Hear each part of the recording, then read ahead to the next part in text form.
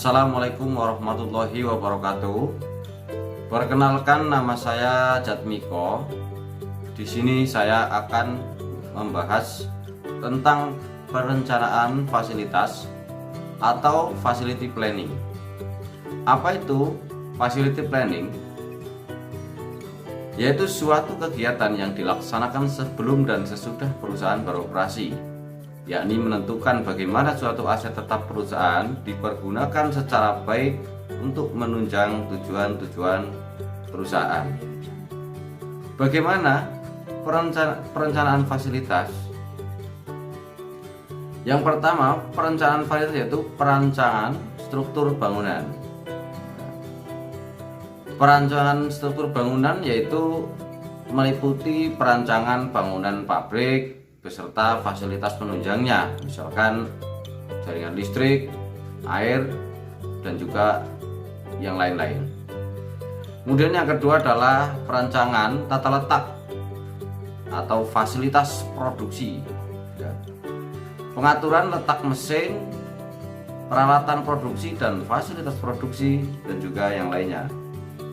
Yang ketiga adalah perancangan sistem pemindahan material. Apa itu? Yaitu pengaturan sistem pemindahan material, pergerakan personil, dan juga tujuan strategi lokasi. Tujuan dari strategi lokasi adalah untuk memaksimalkan keuntungan dari sisi lokasi. Karena penetapan lokasi sangat mempengaruhi biaya, baik untuk biaya tetap maupun biaya variabel. Lokasi tentu mempunyai pengaruh besar pada laba keseluruhan perusahaan. Misalnya, biaya transportasi akan menghabiskan biaya sampai dengan 25% dari harga jual produk. Sangat tergantung kepada produknya dan jenis produksi atau jasa yang diberikan. Terima kasih. Saya akan menjelaskan tentang faktor-faktor pertimbangan dalam penentuan lokasi. Faktor-faktor ini terbagi menjadi dua, yaitu faktor primer dan faktor sekunder. Faktor primer terdiri dari penentuan lokasi pasar, lokasi sumber bahan baku, ketersediaan tenaga kerja, ketersediaan air, dan fasilitas pengangkutan.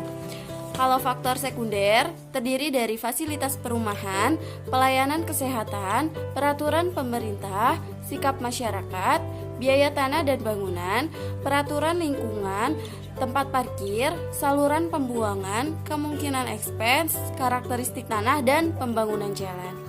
Sekian. Saya akan menjelaskan tentang metode penilaian lokasi.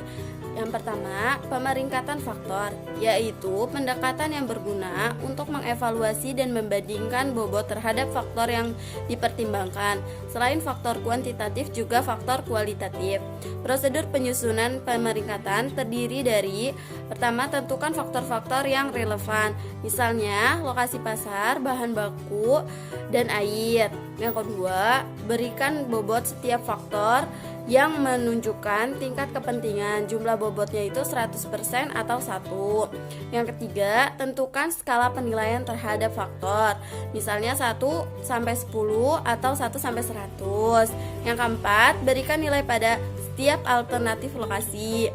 Kelima, kalikan bobot dengan nilai setiap bobot dan jumlahkan semua alternatif lokal. Yang keenam, pilih lokasi dengan nilai tertimbang yang terbesar. Tabelnya ada di atas ya. Dan lokasi yang kedua yaitu analisis nilai ideal. Perbedaan metode ini dengan pemeringkatan faktor adalah bobot yang diberikan menunjukkan nilai ideal dari setiap faktor. Jadi, setiap faktor ini diberikan nilai ideal. Kemudian lokasi-lokasi tersebut diberikan nilai mana yang mencapai atau mendekati nilai ideal tersebut untuk menjadi bahan pertimbangan pemilihan lokasi tersebut. Metode penilaian lokasi yang ketiga adalah analisis ekonomi. Metode ini menggunakan pendekatan kualitatif dan kuantitatif secara bersamaan untuk mendapatkan penilaian yang lebih lengkap. Contohnya terdapat pada gambar, yaitu analisis ekonomi lebih menggunakan penilaian lokasi berdasarkan faktor biaya yang nantinya akan dikeluarkan jika memilih lokasi tersebut sebagai pertimbangan. Yang kemudian yang keempat adalah analisis ekonomi secara kualitatif. Kualitatif yaitu merupakan penilaian berdasarkan faktor non-biaya. Dapat dilihat pada contoh bahwa penilaian tersebut setiap lokasi hanya menggunakan penilaian atas dasar baik sekali, baik, cukup, kurang, atau kurang sekali. Assalamualaikum warahmatullahi wabarakatuh.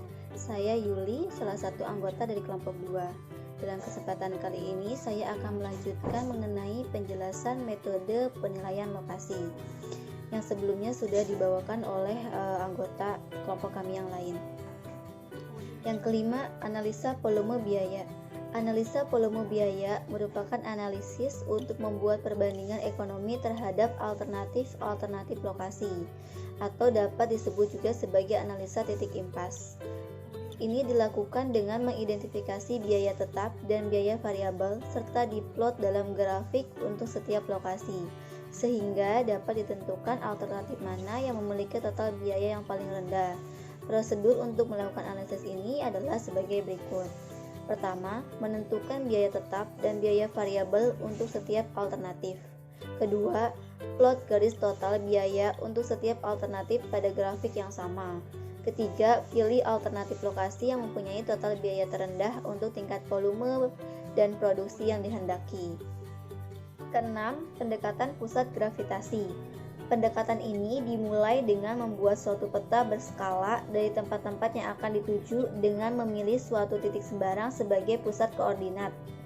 Jarak dari satu tempat ke tempat lain diasumsikan berupa garis lurus dan biaya distribusi per unit barang per kilometer dianggap sama. Rumus umum yang dipergunakan sesuai dengan yang tertera dalam PowerPoint ini, di mana M merupakan jumlah alternatif lokasi, N adalah jumlah daerah pemasaran atau sumber material, kemudian XI dan YI adalah koordinat lokasi pabrik, AJ dan BJ adalah koordinat lokasi pasar atau sumber material, kemudian WJ adalah besar demand pada pasar atau jumlah source pada material yang tersedia. Ketujuh, metode transportasi. Metode transportasi merupakan suatu metode yang digunakan untuk mengatur distribusi dari sumber-sumber yang menyediakan produk yang sama ke tempat-tempat yang membutuhkan secara optimal dengan biaya yang termurah. Tabel awal dapat dibuat dengan dua metode. Yang pertama, metode Northwest Corner atau NWC, dari pojok kiri atas ke pojok kanan bawah. Kelemahan tidak memperhitungkan besarnya biaya sehingga kurang efisien. Kedua, metode biaya terkecil, mencari dan memenuhi yang biayanya terkecil dulu. Setelah tabel awal dibuat, tabel dapat dioptimalkan lagi dengan metode pertama, stepping stone atau batu loncatan, yaitu menggunakan solusi awal. Dengan metode sudut barat laut dilakukan pengujian menggunakan solusi optimal, metode batu loncatan, untuk memastikan apakah biaya transportasi tersebut telah minimum. Kedua, modified distribution method atau MODI, menggunakan solusi awal dengan metode biaya terendah atau least cost, dilakukan pengujian menggunakan solusi optimal metode MODI untuk memastikan apakah biaya transportasi tersebut telah minimum. Selain metode-metode di atas, masih ada satu metode yang lebih sederhana penggunaannya, yaitu metode Vogel's Approximation Method atau VAM. Metode Vogel atau Vogel Approximation Method VAM merupakan metode yang lebih mudah dan lebih cepat untuk digunakan dalam mengalokasikan sumber daya dari beberapa sumber ke sumber tujuan atau daerah pemasaran.